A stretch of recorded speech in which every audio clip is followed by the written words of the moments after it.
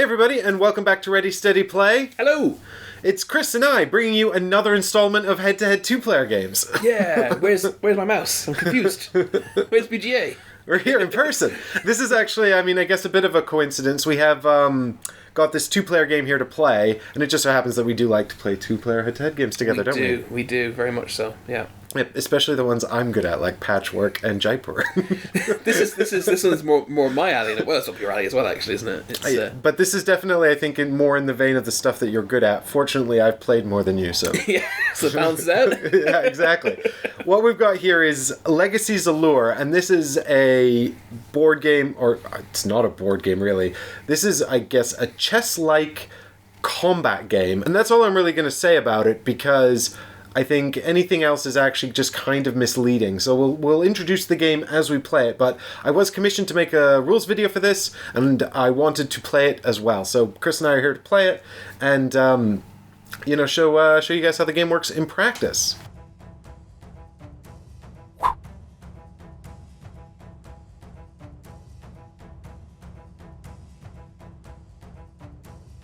So as you can see here, what we've got is a whole bunch of stuff. These are different armies and things like that, but you can see what we have on the table here is a battlefield with two armies arrayed against one another.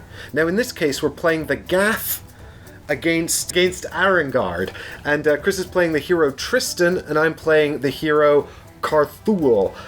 And so this is designed by Keith Rice, and the intention of the game is to be a sort of collectible hobby game. It's not collectible like Magic or anything like that. You can buy everything, so more like Fantasy Flight's living card games. All the cards are available to purchase if you want them, but to offer an ongoing sort of selection of cards that are being released. But it also functions kind of like completely as just a sort of out-of-the-box game. Mm-hmm. You can teach people how to use the basic armies, and we're playing something of a middle ground here, because as you can see I've got all these decks here which come with all of these cards, and this is Aurelia, the other Arengard Army, but I've got this is Anwin of the Sylvan Army, and you can buy these boxes and they come with all of these units, and you can just build like different configurations, and the idea is that you'll have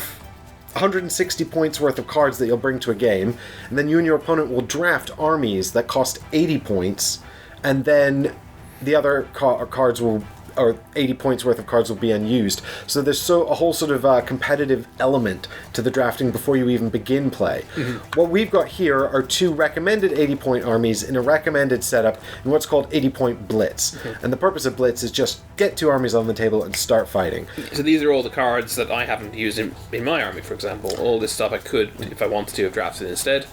But obviously, as Mike said, we're using pre-selected armies. So that's what comes with Tristan's Arengard box. But of course, if you have Sylvia's Arengard box as well, you can pretty much just choose to bring any 160 points worth of cards that you want. Aurelia.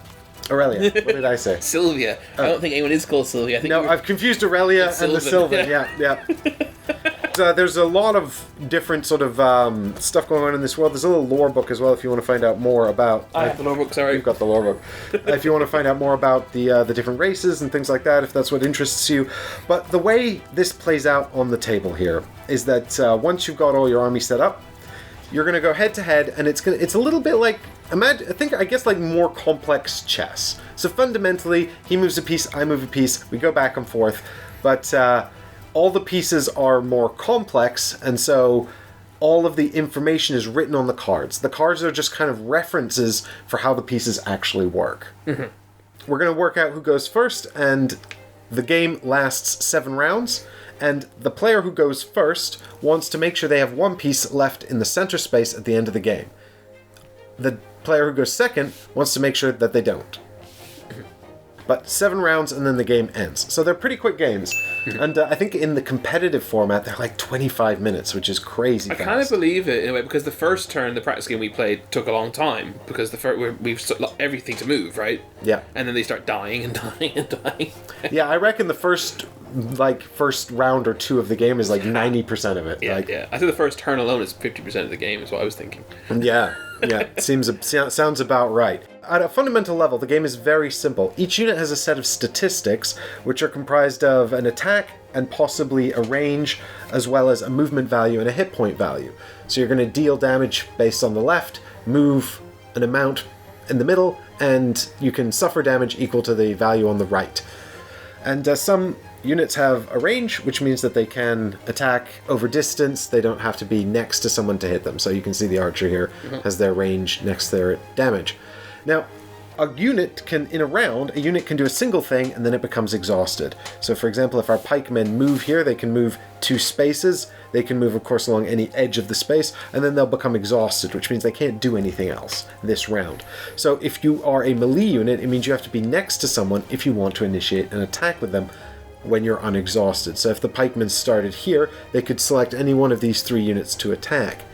And that's a separate action. So if the pikeman chooses to attack the goblin flanker, what you do is you imagine them moving into the space of the unit they're attacking, just like in chess. The 2 pieces move into the same space. And then what we're going to do is we're going to deal damage from the pikeman to the goblin flanker. In this case, it's 2 damage against their hit points of 2. So they're killed, the pikeman moves in here and exhausts. So that's the second action, attack. And there is a important consideration here, which is that if you attack something that you don't kill outright, for example, if the pikeman here attacked the grunt has 4 hit points. That means that the grunt's going to take 2 damage from the pikeman, which will mark with a die, and the pikeman will remain in their space like this. They will then suffer a retaliation attack from the grunt, and the grunt does 3 damage, so the pikeman will actually be killed and removed. And this does not exhaust the grunt because they haven't actually taken an action. Yeah, maybe not a good play for me. Probably not a good idea. We'll see. Well, the 2 guys you showed are the really basics, right? It's my swordsman, my archer, my basic melee, and my basic range unit. The pikeman's a bit more interesting. He's got steadfast, so that means that he counters charging. What is charging, I hear you ask? Well, my knight has charging, and so is my ultra knight, which basically means that they can move an attack as one action. So as Mike said, usually you'd have to start your turn adjacent to enemy unit to attack. So in addition to charging, they also have armor, which just means every time they're attacked or they suffer damage, 1 will be mitigated, unless it's magic, which I think we mentioned already. And then the ultra knight he also ignores steadfast, which was what would normally count as charge, and he also can't be disarmed. And then those are the ultra knight's probably my most expensive. He's the most expensive unit on the board, actually, by quite a considerable margin. Yeah, so this is part of the competitive draft. We talked earlier about these being 80-point armies. You can see in the top right corner of this card that it's 15 gold. So during the draft, you spend gold to acquire units. It's just how we manage balancing the armies. And the Ultra Knight's worth 15 points. And this is kind of a useful heuristic if you're trying to work out what are the big problems in your opponent's army, or what are your units worth. If you, after turn 1, have lost all your valuable units and your opponent's got all of theirs left, you're probably not in a good spot. And to use the chess comparison you use, it's like material in chess, right? So, you can trade a knight and a bishop are both worth 3 materials, so that's a reasonable exchange. But I wouldn't want to exchange my Ultra Knight for a grunt. That'd be like trading a queen for a pawn. That would be extremely bad. But yeah, so I got a couple more cool units. I got a Pegasus, which is quite fun. He's basically got very fast movement. He's got charging, which we already discussed, and he's got flying, which basically means he can fly over any other unit, right? He's like the knight from chess. Exactly. So it's units cannot move through one another, but you'll find these little keywords here that sort of augment how that works. Flying just means that they can move through anything.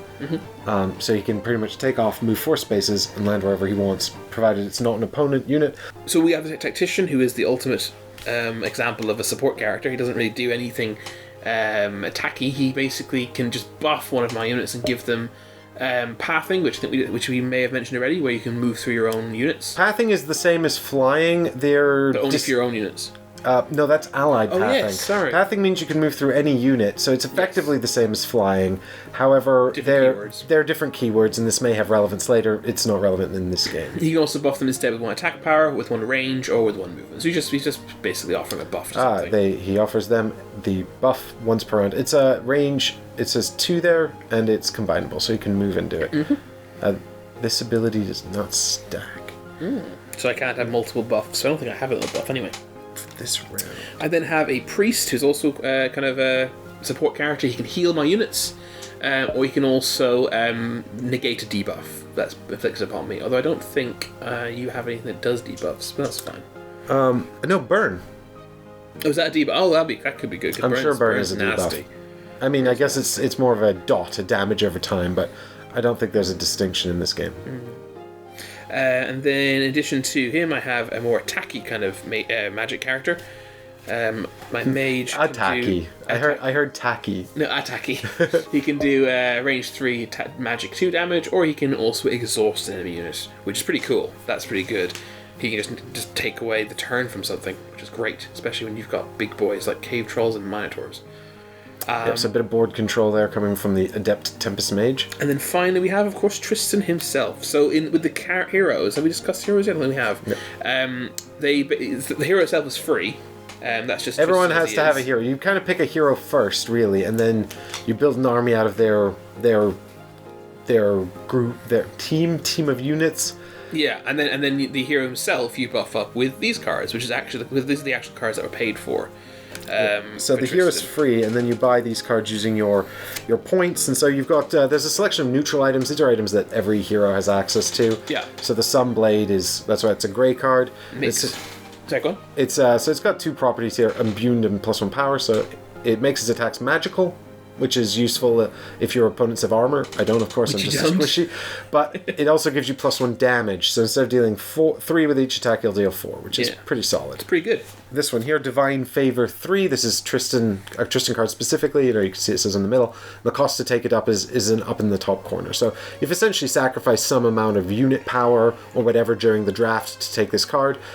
This is, at the start of the game, he gets 3 shields, which are essentially hit points that can't be healed. So and that's what this white die is representing. Exactly, just extra tanky stuff. And then we get into the more utilitarian cards that Tristan's brought. He's brought a Shield Bash, which has the keyword, it costs him mana. You can see one little flame there. Now Tristan only has 3, so using this is going to cost him 1 of those 3, so he can effectively use this 3 times per game, because as far as I'm aware, there's no way to recover mana during the game. Of course, there may be cards that break that rule now or in the future. In these 2 armies, certainly not.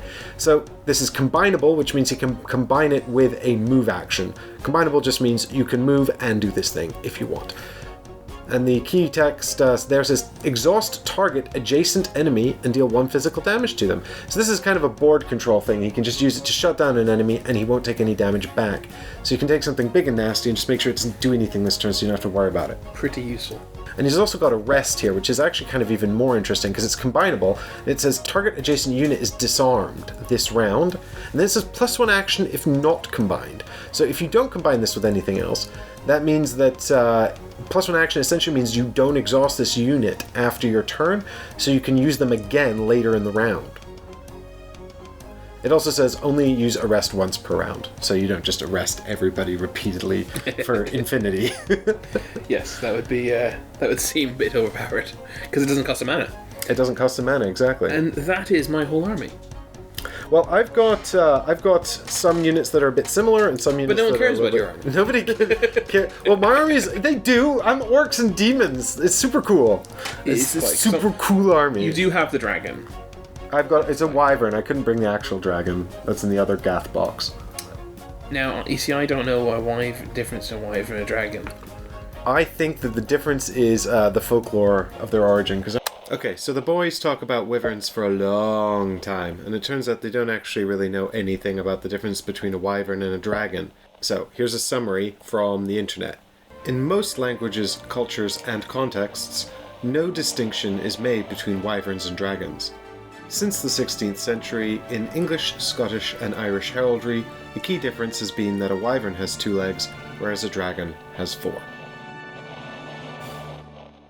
So I've also got flying and charging with my Crag Wyvern, which is very, very useful. He's very similar to Pegasus.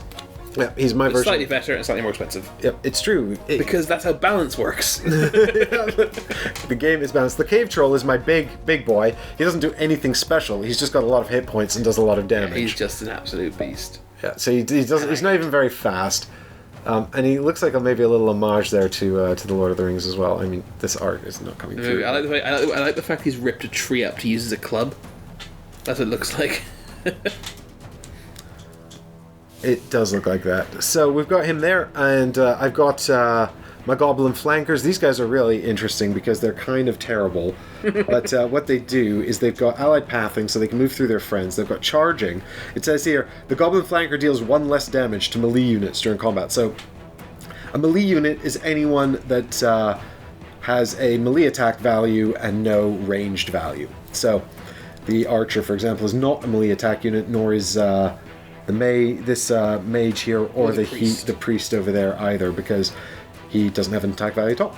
So his job is to run around the back and stab the archers in the back. His purpose is to flank. His purpose That's is what I'm saying. His job is to get behind and stab. He's here for killing the tactician and all these other guys at the back here because he's fast and he can actually do damage to them, and he can charge.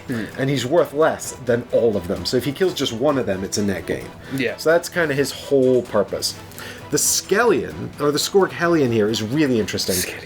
He's slightly more expensive. He doesn't have charging, but he does tons of damage, and he has 1 hit point. So his whole purpose is to basically just do some damage before he dies. And you ask, how can you make use of the Skorg Hellion? Well, I'll tell you in just a minute. But first, let me finish showing you this guy. This is my big boy here. He's a 12-point unit. He's got charging, imbued, and burn too. So burn is like a dot. It puts a little 2 stack of tokens or a die with a 2 on it on the enemy, and then they'll take damage at the beginning of every turn until it goes away or they die. So it ticks down. And every time he hits you, you take another dot. And he's got 4 damage and 8 hit points, but the damage is effectively 6. It's just over time. But charging as well. Yeah, it does. Great. Damage is 7 actually. Well, it takes down, right? Yeah. So, but you know, it's not as good as 7 damage, but it's effectively 7 damage. It's effectively 7 damage. So it does say that if he charges, he only has movement 2. So he's sort of a short range charge, but he can move a little further as well. My basic grunts, which are the same as Chris's swordsman, really, are just kind of noteworthy because they do have allied pathing, so they can move through their friends. I guess orcs are used to moving in a giant horde and getting around each other. But they can't move as far. They can't move as far. They've only got 2 movement. But they're also a cheaper, 1 gold cheaper. It's true. I do also have this Vesuvian archer. He's got allied pathing, imbued, and burn 1 as well. And it says if he gets dies to trample, well, he won't because there's no trample in this one. Or a melee attack, though. Oh, yeah, or a melee attack. The unit gets burned +1. So if you kill him in close combat, he's set 2 on fire. Me. What a jerk. And I guess my troll doctor here, he's pretty much the orc equivalent of Chris's priest. And he's got a heal ability and a restore ability as well. The restore removes a debuff, or he can heal someone for 2. And he does have an attack, unlike Chris's priest, so he can do that, but it's 1 damage. He does have allied pathing as well. I guess the orcs are just really He could kill the priest. He could kill the priest, yeah. If it comes down to troll doctor versus priest, I think I'm good. I've got this. So normally the cards would, of course, be sitting head to head, and the cards would be facing me, but for the purposes of filming, we're playing like this. So here's Carthul, my orc high wizard, and he's got a tiny little attack of 1. He's a range of 2 movement and 3 health, so he's squishy, but he's got 5 mana, and he's allied pathing as well, because he's an orc. Of course, they all seem to have allied pathing. I've given him a buckler, so that he has 1 shield. This has increased his health 25% for 1 point. I think it's a pretty good deal. It's more than 25%. Oh, it's 33%. So pretty good. So I've also got the Rod of Asma set, which increases my cast range by 1 for everything that has a cast range, which is great because I don't want to go near anyone. Leave me alone. I'm too squishy. I've got this I've got this Lightning Bolt 1 and 2. So I've actually taken 2 versions of the same spell, and I'll show you why now. We didn't make any of these choices. This is the Blitz 80 mode, so these are just all pre-made, but I'll explain why it's useful to have these. You can see that Lightning Bolt 2 is combinable. It costs a mana. It's got range 2, 3 for me, thanks to the Rod of Asma set. It's -1 movement if I combine it, so I can only move 1 space if I use it, but then it just deals 2 damage. So it's just a little blast, bam, have 2 damage. But you can see that the free version only does 1 damage. The one Lightning Bolt 1 only does 1 damage, but it doesn't cost any mana to use. So it's effectively a combinable and range 3 version of my attack. In Magic, isn't it? I think it's a key thing, isn't it, really? The fact that it's magic. Yeah, and it's magical. So my normal attack, because I don't have the keyword imbued, would be physical damage, which means it could be blocked by the Ultra Knight's armor. And I don't want that to happen because I would like to damage them. I've also got Chain Lightning here, which is a nasty sort of upgrade of one. This hits 3 units that are all adjacent to one another, and I sort of draw a line across them. And the first unit I hit takes 3 damage, and the last one takes 1 magical damage. So Chain Lightning's pretty cool, but it costs 2 mana. And everyone has to be within range. So it's range 3, but all of the units have to be in range for me to cast that. Expensive. And this is a new one that Chris hasn't really seen before, but this is actually... this one, I'll talk to you about it a bit more in detail in just a second, but Battle Fury. It's sort of a souped-up buff. I pick one of my allied units, I pay a mana, and my range is 5, so it's pretty good. It's combinable, so I can move with it if I want. And I take a target allied unit. They gain charging, they gain a power, so their damage goes up by 1, but their health becomes 1. This also gives me +1 action if I don't combine. So if I don't move with it, then I just don't exhaust, and I can cast another spell later as well if I want. And then, of course, just like a rest, it says I can only use it once per round, so I don't just keep putting it out. But reducing their hit point to 1, potentially really bad, possibly not. Is it for the rest of the round? Deal pure damage to the unit until their health becomes 1. Yeah, that is tough. So I can heal it effectively, but I probably don't. The thing is, it also means that there's no downside if they already have 1 health. True. Which is where the combo with the Skorg Hellion comes in. Because now I can give him... He's got Pathing, I can give him 5 damage and charging. So he's just like a sort of a one-shot, blam, take a bunch of damage, and just runs at you. Yeah. So I wish I had more Skorg Hellions to set up this combo with, but I guess these 2 armies have been balanced against one another, so I'm not allowed to have too many of those. Maybe there's only... It's probably not that many more in the deck. Well, I don't know. I haven't looked through all the card set yet that's going to be available in this Kickstarter, but I am excited to look at all the other units. I haven't even looked at the Sylvan faction. I got involved with this game, actually, a little while ago, and I guess in the interest of clarity, I was paid to consult on this, although my input was fairly minor. I didn't work on this in any major way at all. But when I was looking at it back then, there was a lot more cards. So they're not included in this Kickstarter because I think Keith, the designer of the game, wants to put out stuff that's really tried and tested and just really solidly balanced. And he's been working on it for a while, and there's been a lot of playtesting as well. So I'm sure it's pretty well done. But we will prove now that it's a game of purely skill, and whoever wins is entirely... It's going to be you. I'm going to build this up, and then you're just going to defeat I don't know, man. I'm scared of a lot of your stuff. You got some really nice combos that we can see, like that Hellion thing, and I've got a lot of abilities, like ignoring armor, cancelling debuff stuff that I've got a lot of abilities that don't do anything to your army. Well, what's really interesting about this is I've played now on both sides of the field with these 2 factions, and when you're playing against the Orcs, it's like they do so much damage. Oh my god, I'm going to die. And when you're playing against these guys, it's like they're so tanky. I don't know how I'm going to kill them. So it's definitely one of those things. I don't know, man. You've got units that are tankier than my units, though. I don't think... the thing is, I don't... You've got so many really cheap units that as long as they kill... Most of my units have to kill more than one thing to be cost effective. Which is a lot of pressure. Yeah, but let me... I do want to say, Armor 1 is actually huge. Yeah, definitely. Although not if you've got magic attacks, which you do. Not many. Chain Lightning is so good. Well, just move your horses away from those guys. But then what's the point of them? We shall see. Don't use the horses to attack the guys with the whatsits. Shall we roll off to see who goes first? Yes, let's do that. All right, I will throw a blue die, and you can have a red die. Oh no! Highest number goes first. What are the ways they're doing it? Lowest number, I guess. Closest to 4. Let's roll 5 times each, and whoever gets closest to a prime number wins. Okay, sounds great. Highest wins. I will go first this time. Hey, I'm ready. I'm proud of you. I wanted to go second. I prefer really? being second. Oh yes, we should explain this random die in the middle. So this is the, we explained the central hex. We've also got that big chunky die over there that's going to be our round timer. There's 7 rounds in the game. At the end of round 7, the game will end, and whoever, if the attacker, which is now me, controls the center space, I will win. If at the end of round 7 I have that space, and if Chris controls it, or no one controls it, Chris will win. As the attacker, I'm also the first player in the first round, so I'm going to take the first move, but this will change over the course of the rounds. Whoever's turn it would have been, had the previous round continued, takes the first action next round. Pretty much. You'll see us carry it out in due course, because it's quite an important consideration. So I think I've got a pretty solid, oh god, do I really want to get charged by frickin' knights though? So what I'm thinking about now is, I'd quite like to grab that die in the middle, but of course if I put my cave troll up there to grab it, then I might just get charged by both knights. On the other hand, if Chris does that, it means I don't have to worry about the knights charging me for the rest of the round, and also they'll both take damage from hitting me, which is not a bad thing. Borderline kill them. I mean, yeah, actually the Fire Fist Minotaur could just charge forward and kill the knight.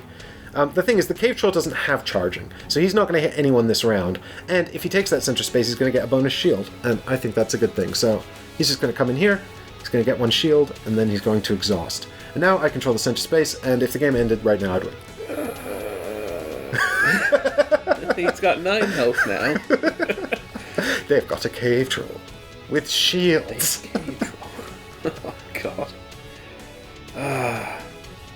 You know, in the book, the Cave Troll just gets stabbed in the toe and then just leaves. I don't remember I that. wish that was happening.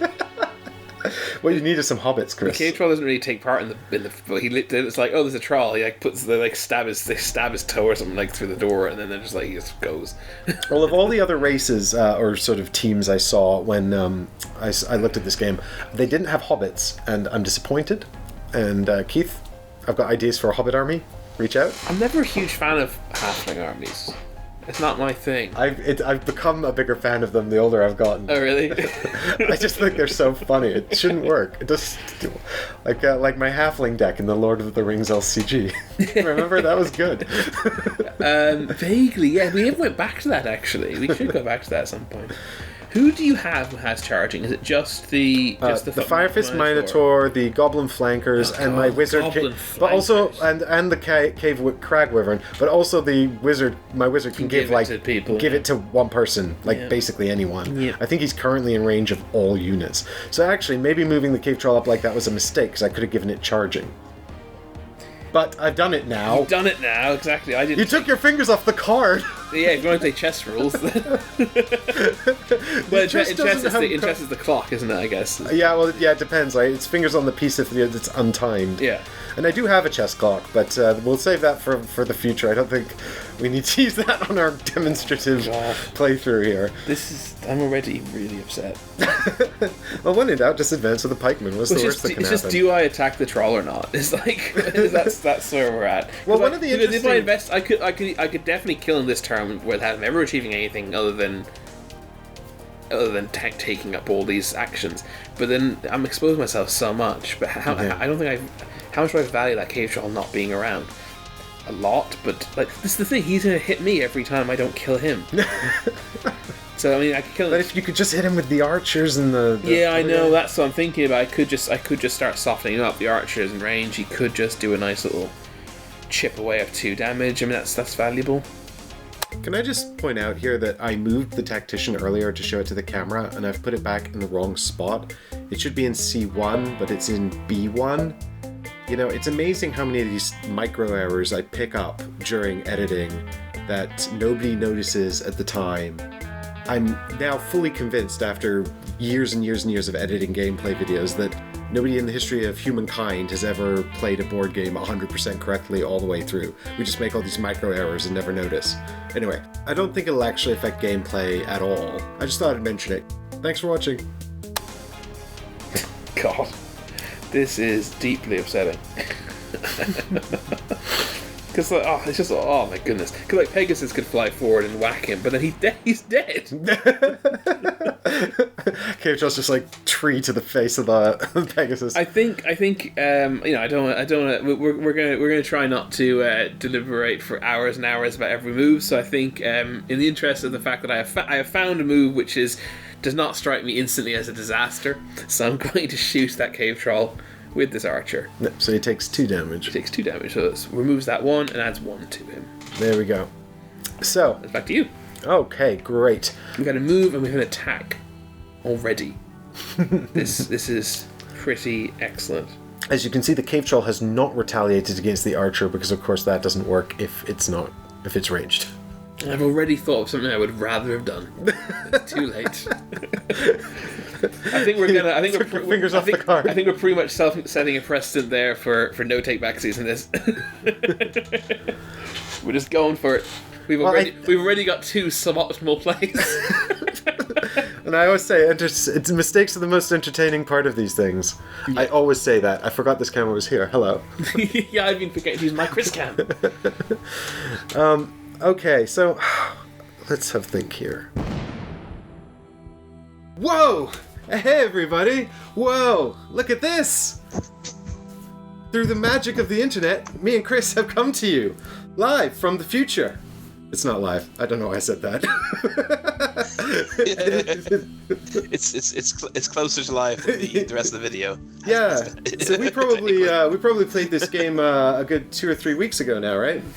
Yes, it was two and a half. I think it was 2.5. I think so. You're spot on. What you haven't experienced yet is just how cognitive this game is, and Chris and I get really, really into it, and we start sort of making moves and taking decisions in the game, and we can't really talk about it on camera because it's a competitive game and we're playing against one another.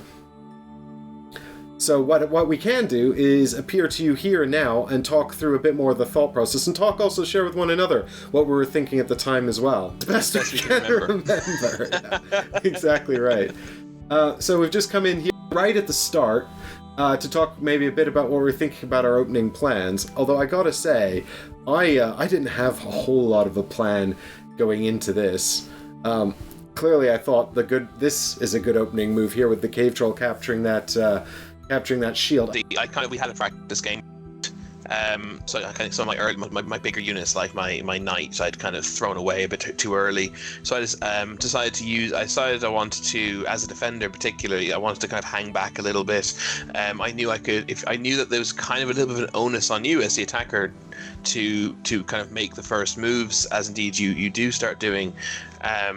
I think as we move forward through the next few turns now in this first round, you'll see I'm making fewer movements. I make fewer movements forward. I don't advance as far, and that's because I knew that I could. There's that onus on you because I can just kind of keep softening you up with my ranged attack. And because it doesn't really matter. I mean, if that troll stays there the entire game, and then I kind of take him out on the last turn, having been shooting arrows into him the whole game, then I'll be able to win, even if both armies are both on the table. The onus is kind of on you to start the bloodletting, is what I felt. So that was kind of my plan, was kind of to force your hand, so that I could hopefully get you to move into a position that I can make the early attacks, and to hold back those units like my knight and stuff, and kind of try and use them like real world knights, and kind of, the cavalry would traditionally in medieval fighting would flank around the side, right, and do crashes. So I was kind of hoping to hold them back and then crash into you at the opportune moment. And I think that's exactly the right way to go about it, because my options are incredibly limited thanks to the presence of the knight on the left and the ultra knight on the right, who can both charge and who can be devastating. So I can't. If I had started advancing with any units that can be taken off the board by those pieces, then that's a very costly thing right up front to happen. Yeah, because something I was also aware of, possibly not at the very start, but very quickly became aware of, and started thinking about a lot, was you have several units that I kind of have to suicide units essentially to damage them, unless I can get something like I can use Tristan's arrest ability or something, so they can't attack me back. So unless I could pull off certain particular debuffs, I was going to have a really hard time taking down things like your Minotaur, your Chimera, your Troll without taking severe damage. And you actually have unfortunately for me, you had the 2 units kind of designed for exactly that. You had those 2, suicide kind of units. Those 2 little goblin assassins who you see on my left and right. Yeah, and they're actually designed to do exactly what I kind of really was feeling I needed, which was weak units who kind of go in there in order to take out a strong unit. Or soften it out so it can be taken out without suffering retaliation. Yeah, either soften up a much stronger unit or do a trade on a slightly more valuable unit.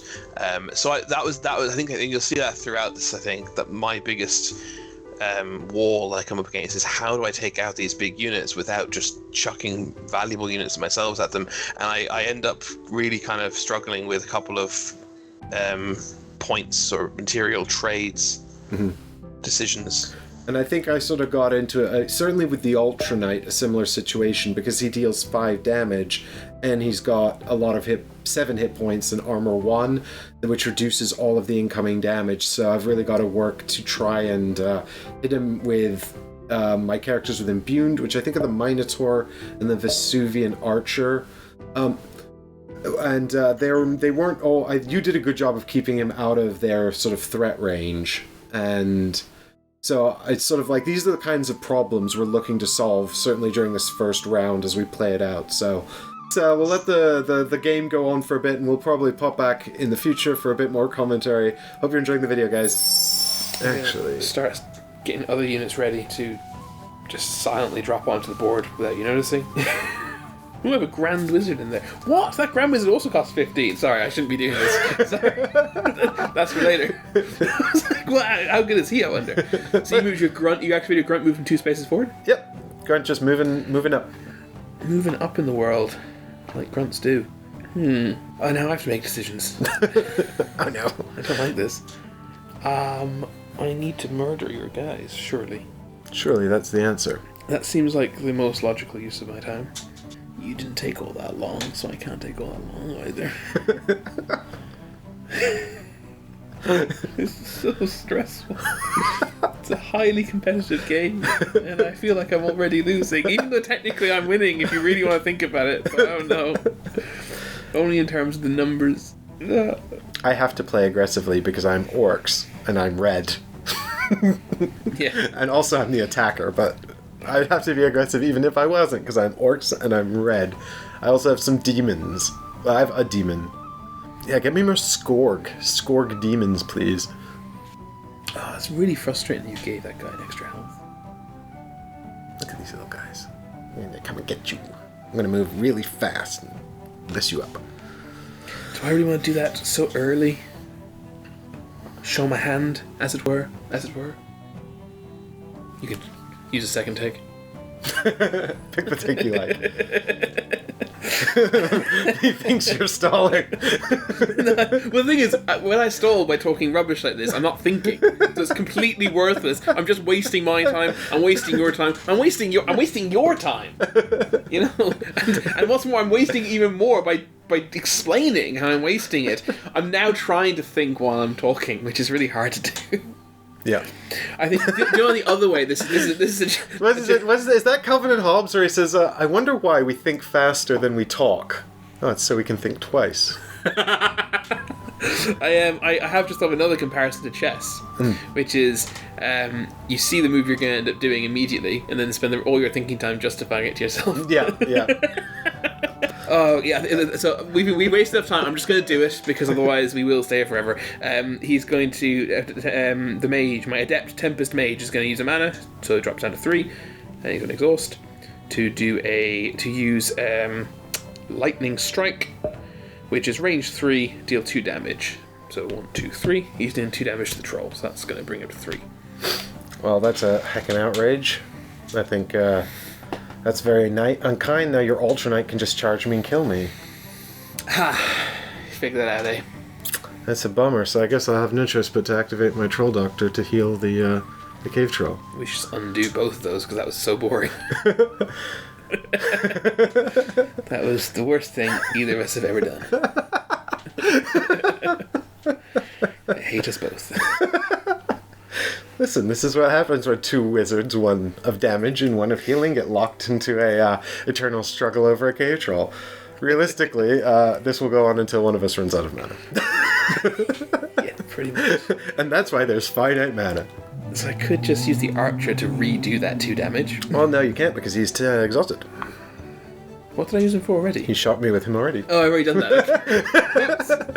I was like, what? I could charge the knight forward and kill him at no cost to myself, right? So that's kind of what I'm currently deliberating at the moment. But he's already activated this turn, so there's less value in that to maybe taking someone else out. You can grant charging to basically anyone, isn't that right? Yep, using my Battle Fury. What's the range on it? 2, you said? Was it No, 3? 5. 3? Oh, it's 4 plus 1. Wow. Yeah. Yes, you can do that to anybody. So in a weird way, that means there's no point in worrying about it until he's activated, which means you probably won't activate him for quite some time. So It's the old the ability to be able to do it is actually in a way more effective than actually doing it. Indeed, yeah. So that's something else for you to think about. This game's hard. Edit this out, Mike. I guess if you count our practice game, this is my game 4, and already I'm kind of like feeling way more comfortable with what's happening. So I reckon you get pretty comfortable pretty quickly with what goes on in this game. But it does definitely feel like at the start it's a bit like, oh, what do I do that's good? I don't want to make any stupid mistakes. But I think that's that's actually a good thing, because it means that if stupid mistakes exist, it means there's a real skill level to the game that can be leaned into. You know, if you're the kind of person that likes to get good at stuff. Get good, scrub. Yeah, so I'm going to use my tactician here. I'm going to move him 1 space, combine it with tactics. So I'm going to exhaust him to give a 1 power buff to the Ultra Knight. Should we represent do we have a function for the black dice? No, they're currently acting as potential markers for debuff. So we'll use the other marginally. Debuff, black for buff. What I really needed the little flame tokens. I have so many tokens I could have got We really after this. could have, yeah. Like, but we don't care about your viewing pleasure. Anyway, so he's going to do 6 damage this turn, if and when he attacks. oh my god. Well, it looks like I better come up with a move real quick. Or I could spend some time thinking about it, so I'll take my move tomorrow. I'm ready, steady, He fine. wants all the thinking time. He doesn't give me Exactly. any. Exactly. Don't He's give me edited any. out. I bet he was hassling me. Get on. Just tell them you made your move real quick, and they'll believe it, because it'll seem like it. It won't though, because you always leave in. You always make us look slow, and you look quick. I never, No, you don't. ever do that. Only when it's funny. Anyway, we'll be back tomorrow for the next for the battle commencing. It's just sort of small pot shots for now, but I think this thing's going to really get heated up and get bloody real quick. So, you all ready? Come back and see us then. Bye. Subscribe so you don't miss it.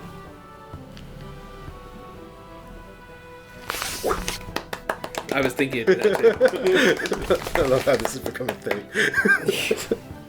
But no one's seen it yet.